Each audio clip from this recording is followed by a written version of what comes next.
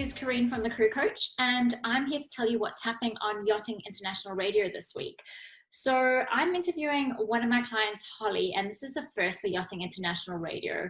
Why we're doing this is because I want you to hear from Holly, her experience around counselling, and Holly and I both want to make a positive impact by giving or creating more awareness around counselling and maybe exploring some of the reservations that you have with regards to asking for help. So Holly and I will unpack that together. And yeah, I'm looking forward to it. I think it'd be really helpful for a lot of you. Hi everyone, you're with Karine from the Crew Coach, and I have the lovely Holly with us today. Hi Holly. Hello Karine. So Holly is kindly giving of her time as well as her personal experience. And the reason why we're connecting today is because we're both aware that there are a lot of people struggling out there, and we want to do everything we can to help you. And I think the first thing is recognizing that you need help. And the next thing is actually asking for help and the difficulties around that, because obviously your thoughts can get in the way of asking for help. So Holly's going to share with us her experience of what that was like. Over to you, Holly. So I think my first question to you would be, when would you know that it's time to reach out for help and that you can't do it on your own? I think when it got to the point where I'd shared as much as I could with friends, I think you always test the waters a little bit, you know, give them a little bit, see how they react, and, you know, if it makes you feel any better. Okay. And I think with the things that I needed help with, I realized that my friends weren't really equipped to help me. And yeah, I just, you know, after I'd been to the doctors a few times, and, you know, they'd given their advice as well. And, you know, I think deep down I knew that they were definitely things I needed to talk about and try and work through. And yeah, I think going to my friends,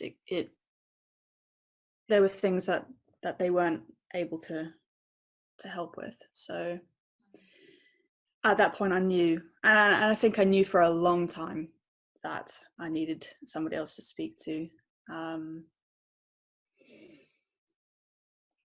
Yeah, I don't think I can really pinpoint a time that or an exact reason that I knew that I needed to speak to someone else or ask for help. I think, you know, when things aren't right, and I think, you know, deep down when you are no longer able to help yourself, and you just have to relinquish that, you know, that feeling. And yeah, I think accepting that somebody else may need to step in and just give you a bit of guidance. I think really that is it's a feeling more than anything else. I think once you accept that as well, it makes that next step a little bit easier. But I think that was my experience.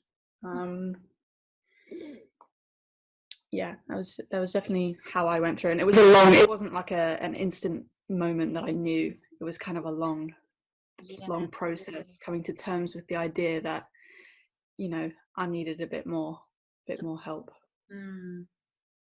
So why do you think there would be fear around asking for help? What would be the common belief systems or angst?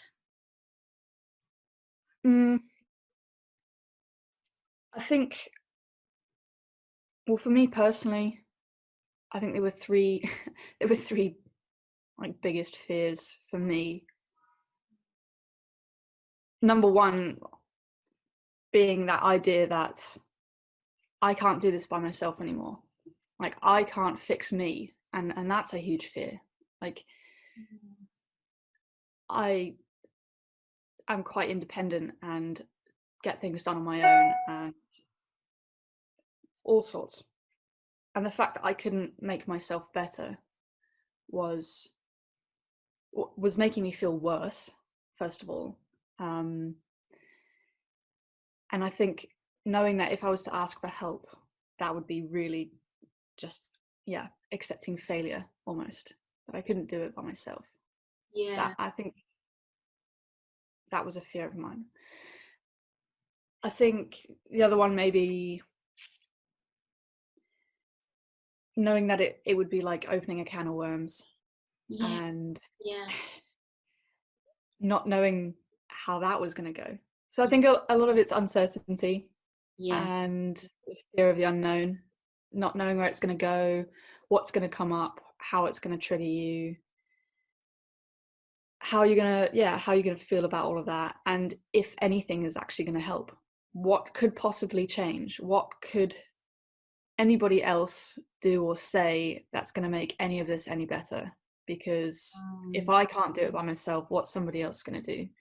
All these thoughts, all these ideas, yeah, they really, I didn't see the point in going back into my past and bringing a bunch of stuff up that, you know, I'd spent all my life burying as far down as I possibly could.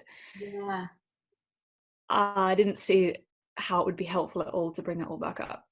So there's that fear, Yeah. because yeah, is anybody going to be able to help you? It just, you know, it just, I think when you're in that space, it doesn't make sense. And why would you reach out to a stranger? And, you know, all those, I think they're all common fears.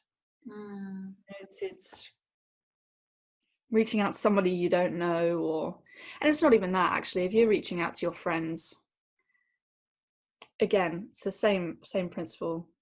Bringing all that stuff up, what's it going to do? But yeah, I think once I was over that, then when I realized, you know, maybe I need to try that. I need to try that first before I, you know, decide whether that's going to work or not. And I think, yeah, the third main fear I had, actually, not really a fear, just something that was putting me off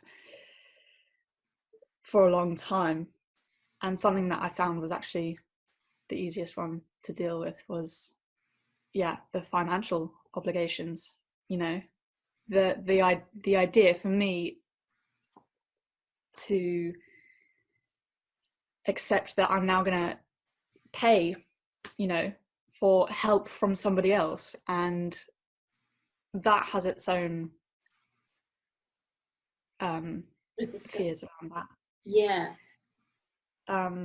But I got to the point where I decided that this would be my self-care, to my, like a gift to myself. It's what I spend my money on to make me feel better, and it's guilt-free as well. So Yeah. that was actually definitely the easiest thing to overcome once I got past that barrier. And also, being a yachty, it's, you know, it's not a huge issue. Yeah. Yeah, I mean, each of those fears definitely took a lot of time to overcome. But I mean, looking back now, when I talk to my friends, and I talk through, you know, how I felt before, and the difference it's made. I mean, there's no question about it. I wouldn't consider any of those things ever again. And if my friends ever had those kinds of fears, you know, always talk through it with them, because you just, reaching out for help, and then just, there is no fear out there that's going to be bad enough. Because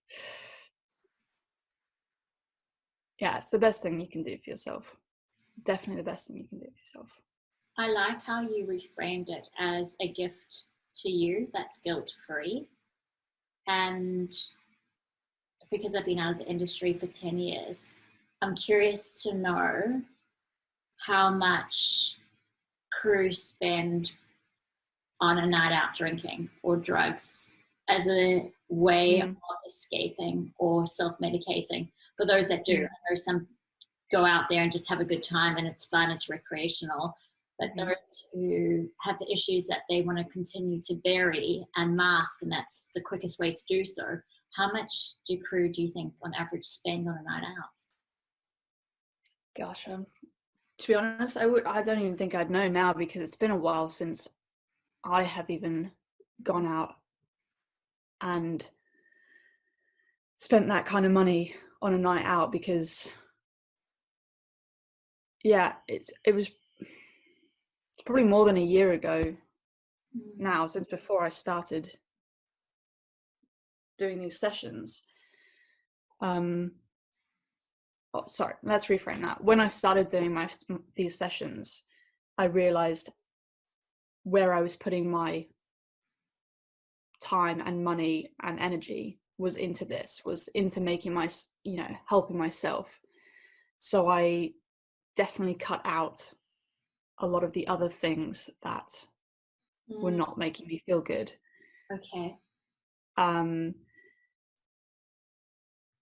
So and I think before I even reached out for help, I knew that the going out and the drinking and, everything like that is just not good for me. I needed to switch that around, and it was almost like when I started the sessions, it was like, okay, well, this is what I'm going to spend per month on this, which means I can't go out and spend this drinking. So it kind of felt that way.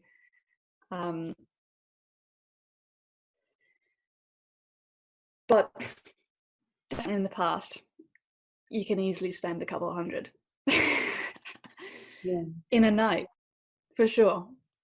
And I think back to that now, and I think that's just insane. I think what I could do with that now. And it's just, I think when you realize what your priorities are and what's actually going to benefit you in the long term. But you also have to come to that realization on your own, because you can have as many people as you want tell you that you need help, or maybe you should consider reaching out, or not drinking so much, or not spending your money, whichever way. But until you realize that yourself, and until you actually want to help yourself, you can't do it. You need to want to do it for yourself. You've got to do all the hard work, so you've got to be ready for it. I'm curious to know, what would you say to someone who approached you and said, Holly, I'm thinking about doing counselling. What is it like? How would you describe that experience of counselling? Well, for me, it's like my dedicated 1 hour all about me. Again, just guilt-free. This is my space, and it's a safe space. I mean, we talk a lot about it being a safe space to just discuss and just to be vulnerable and be honest. and there's no judgment, and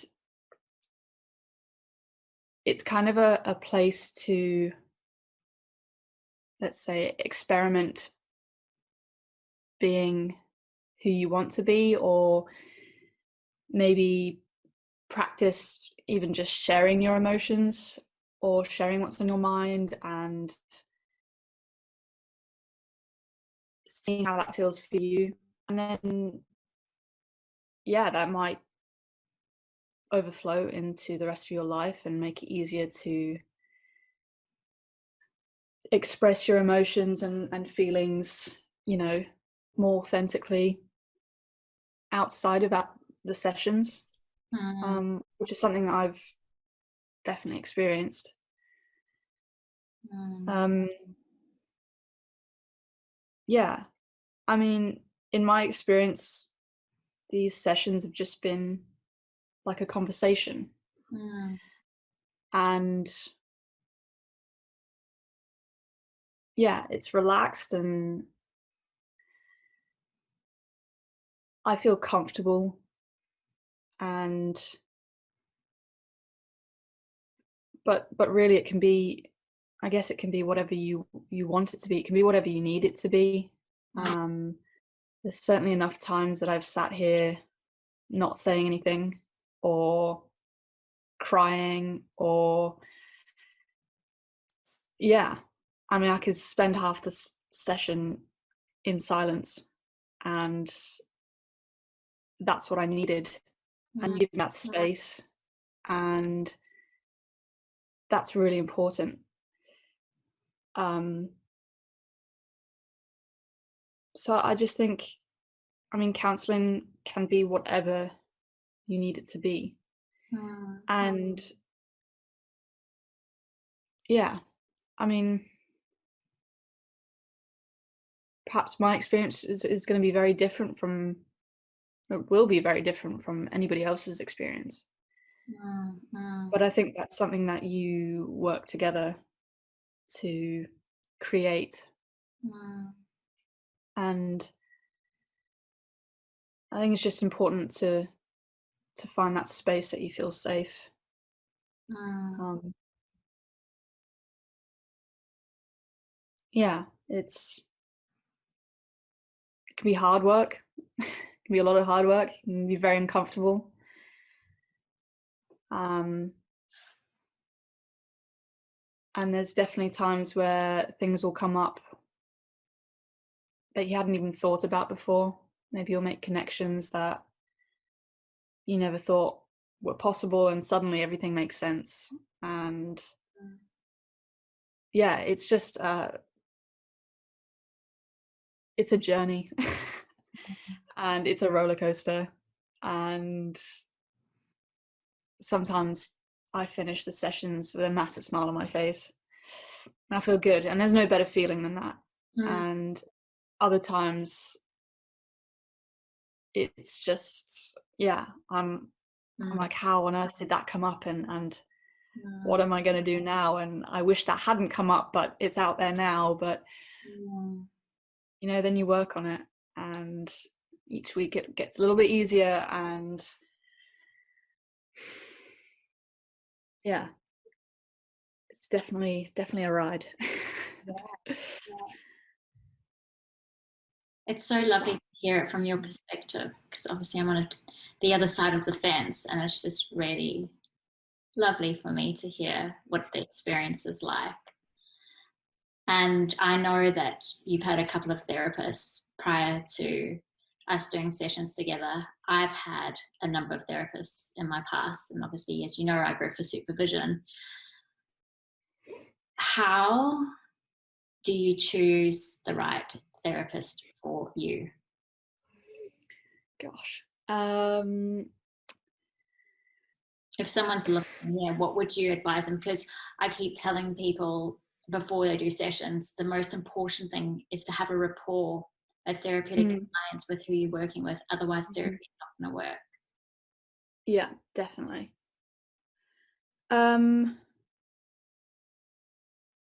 That's a tricky one, because I don't think you'll really know until you try it. And I know that's really unhelpful to hear.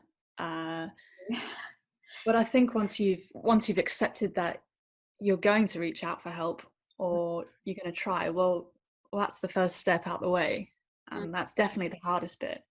Mm, And now it's just kind of choosing who's best for you. mm, And the first person that I went to see, I she was great, but I obviously wasn't getting what I needed from her. I wasn't um I couldn't even tell you at the time that I knew that mm, something wasn't right. I mm, think it was only some months later that I realized maybe that kind of therapy or mm, her approach wasn't the right one for me. mm, Um, and I tried to reach out to somebody else, and we did get on really well, and I think I would have been comfortable with her as well, but she was unable to provide me the kind of support that I needed. mm, Um, so she referred me elsewhere, and then by that point I wasn't in a good space, so I kind of gave up very quickly. mm. I got scared that there was another fear. That was another fear altogether, was that somebody wasn't going to be able to help me. Yeah. And yeah, then I was I remember it very clearly. I was here at home and I was looking for work, and I was just scrolling through Facebook, and that's how I came across one of your posts, and it was a vlog that you had posted. Mm, Um, and I don't know what at the time made me do it, but I remember sending you that first message, and I think the way, honestly, the way you responded, um, it was so personal, and I felt immediately like you cared. mm, That's definitely something I could sense from the very beginning. mm, Um, and it was a couple of weeks later, once I'd got my job on board, where I'd kind of told myself, if I'm going to do this, and I'm back in yachting, and I've got the money coming in, and I need a bit of stability, so I'm going to try this. And yeah, I went from there. And I think from our first session, I kind of had already committed to it. And yeah, I felt very comfortable from the very beginning. So I think I already knew from then that, it was sort of a good fit. I felt comfortable, I was relaxed, and most importantly, I felt like talking to you and sharing things with you mm, came quite easily. mm, And I wasn't scared to say certain things. And yeah, and again, that comes back to it just being a feeling, and you will know when, yeah, it's just about how comfortable you feel with the person and sharing what you feel you need to share. And yeah, if you feel like you're getting the support that you want and need, then you know that's great. mm, mm. Thanks, Holly. Yeah, I'm just trying to think of other things that might come up for people. The feeling of being alone and no one understanding, or like what you said, like maybe you need to deal with it on your own and no one else can help. And yeah, I resonate with that. It makes a lot of sense. And obviously, the line of work that we do in the industry, there is not a lot of hours to give back to you. And how do you fit you in when it's about everyone else? And I know that you have your routine, you have counseling once a week, and you made that happen. Somehow you would fit it in, whether it's waking up when it's dark and cold, and finding somewhere that's private to have your sessions. But it's pretty incredible that you made time for yourself. Yeah, I mean, I genuinely believe that you can make that time. You know, I've heard a lot of people say that they can't, you know, find an hour a week or an hour whenever. Mm. I was on charter last summer, and yeah, I knew I needed this. It's something that I wanted to do. It was something that was helping. Um, so I wasn't, you know, going to be giving that up anytime soon. Especially just starting out, I was getting into a routine, and I didn't. And like you said, you know, I love my routine. I don't like changing those things up. I think starting that and feeling comfortable with doing it once a week, and you know, the things that were coming up for me, and I knew I needed to do the sessions more frequently, and I made the time. If it meant once a week, you know, after anchor watch, it's 4 a.m. and you know I stay up for an extra hour. You know, I've already been awake. It's just, you know, it's one extra hour. Mm. And I usually after a session I'm pretty ready to go to bed. So I made it work, you Yeah. know, and if it means getting up early to have a session before work, where I can find a quiet place in the boat, I never had an issue. I can honestly say I never had an issue finding time to make these sessions work. Mm. And yeah, I think other than by choice, there hasn't been a single week that I have had a session, Yeah. no matter where I am in the world. And that's the best part of it, is that you don't have to get on a bus or a train or drive a car to your counselling session, so you can have it wherever, so you don't have to change therapists all the time. But Exactly. yeah, it's for people that don't know, Holly celebrated her 1 year anniversary with me last week. Very exciting times. Oh, thanks so much, Holly, for sharing your experience. And I know that you care about others deeply, and you have friends now that are also doing counseling, which is amazing. We You call it the Karine Club. you're championing such an important cause, and that's taking care of yourself and your well-being, because Mm, yeah, it can be hard work working in that particular mm, industry where you can't give back to yourself. But you've mm. just shown us all that you can make it happen, and that you can overcome some massive personal obstacles through counseling and live a more meaningful, happier life. Yeah, I think I wanted to add actually that, Yeah. I mean, you can kind of take this counseling as being a, how can I put this? You learn a lot more about other people as well, not just yourself. Mm. I think the more you learn about your own feelings and thoughts and emotions and how they come about and how you learn to deal with them, I think that's really important, especially for working on board, to then apply that to how you deal with other people around you.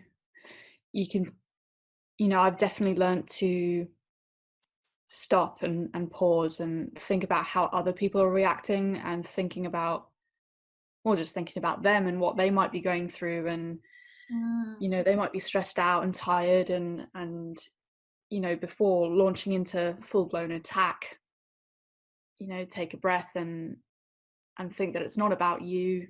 They're going through something, you're going through something, you know, you're going through it together. And I think through counselling, I've definitely improved my interactions with Mm, my crew. I think mm, it's really important. mm, And my communication skills in general have improved massively. You know, for me to sit here once a week and have to put into words how to you, explain how I'm feeling to you, mm, explain what's going on in my head, and try and get that to make sense. And yeah, that has helped massively in how I communicate with other people and how I get my thoughts across to other people instead of coming across like aggressive or hostile. I've definitely got more clarity of thought and how I express myself in a much more calm manner. And I've definitely noticed how people have changed in their reaction to me. mm, Um, how dialogue improves and just working together mm, just has improved hugely. So I mean, I guess you can look at those things as being something that you can take away from counseling to mm, help you in life in general, you mm, know, just to interact with other people. mm, um so it's not even all about you. At the mm, end of the day, it's helping everyone else around you because you're just becoming more aware, more conscious of everyone else around you and mm, that everyone else is going through something as well. mm. And when you take the time to appreciate that, you know, everyone gets on a little better. So Yeah. I've got one last question for you because of what you've just raised. Do you think there's still a stigma attached to the word counselling? yes, I do. Um, but from experience, I have just approached that with absolute confidence in admitting it and going full steam ahead. Everyone should be in counselling. And I think with that approach, people have been really accepting of it and open to discussing it. I think because deep down, everybody wants it and everybody needs it. Yeah. And knowing that,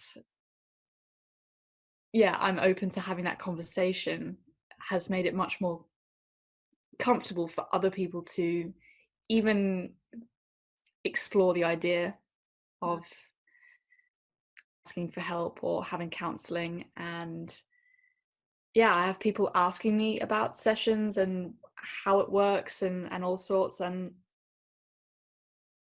me personally, I just try and make it a really normal conversation because that's Mm, exactly what it is. It's a mm, completely normal thing. And I love it. I love seeing the change mm, in people's perception of counselling.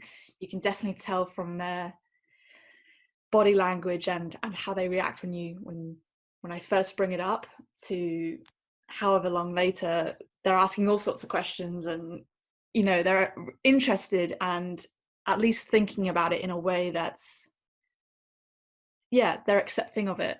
And I think that's the only way you can change it, is to make this conversation as normal as possible, because that's exactly what it is. mm, And it's uncomfortable for me sometimes because it is a personal journey, mm, and and it is difficult and it is hard work, and I've got to put in the effort, and no one's going to do it for you. But it's important for me that I help at least, or as many people as I can, to realize that for themselves. mm, And and I do have a few friends that are now working with you, and others that have asked about working with you and have wanted to reach out. And you know, to me, that's the most important thing that that could have come from this as well. It's just helping somebody else. Because, yeah, I don't want to see anybody else suffer. Because it's just, yeah, that hurts. It does. So, It does. yeah, Well, this. thank That's you. thoughts. Thank you so much for having the courage to share this experience. Because I think, as you could see from your post last week, you had such a positive response for putting yourself out there, and that is really brave to do that. And I'm so happy that people are recognizing your courage and your willingness to work on you and help others to do the same. Yeah, definitely made it all worthwhile. Mm. Definitely. And would you say that now it's easier to have those sort of conversations? It's becoming more natural. There's less awkwardness around it, thinking, oh, what are people going to think of me, and all that sort of stuff. Yeah. I mean, for me, it's been a pretty normal conversation for a while. And I think most of my friends, it's become such a normal thing that, yeah, it's, yeah, it's just really just part of everyday conversation now, which if I think back to a year ago and how difficult it was to tell people that I was counselling, and the way I talk about it now and the way my friends and I talk about it, it's just like it's nothing. And that is amazing. And it helps the process, you know, to now be able to maybe take some of the things that we discuss in our sessions and exploring how those conversations can go with friends, you know, and that's just I'm like integrating everything I'm learning into Your everyday life. Yeah. I think that's the whole idea as well. And you're learning all these things and these tools, and you're learning how to cope with things on your own. Yeah, I feel like I'm growing up and moving on. Yeah. But Amazing. I know that one of your goals, or I think what you were missing, is to have those more significant conversations with friends. This was a year ago. And obviously, when you're working on a yacht, you may not have your friends with you, and you've got to learn to live and work with strangers. And you might be having those superficial conversations for a long time, or you think, my gosh, we're on a different planet. Like, we don't share the same interests, the same values. And to be frank, I don't enjoy these superficial conversations, that they may have no idea on how to engage on your level or have the conversations that you're interested in. But what I'm hearing is that you're having different sort of conversations with your friends. Like, these are the conversations that you were missing, and now it sounds like you're having them. Yeah, I'd say so. And maybe a lot of that comes from confidence to have those conversations. It all comes back to how I feel about even discussing them, because I think most of it comes from fear of how people will react. You know, how I talk about being in counselling, that was scary in the beginning, now it's a normal conversation. Through having our sessions, we've discussed certain things that have been really difficult for me to talk about, have become more of a normal thing to discuss, which has then helped me bring those things up with my friends in a normal conversation with less emotion attached to it, less triggering emotions, and in doing so they reciprocate, and there's sharing on their behalf, and then all of a sudden we're having these conversations, and yeah, it's been a huge shift, and I couldn't even tell you when that shift happened, or if it was like a lot. It must, I mean, I would assume it's been a long term, journey. But I think just being comfortable in expressing yourself in a way that makes you feel normal, it feels right for you. And the other part is obviously having a safe space and people around that you trust, and yeah, all those things are important. But I mean, it's got to start with you and how you feel about it.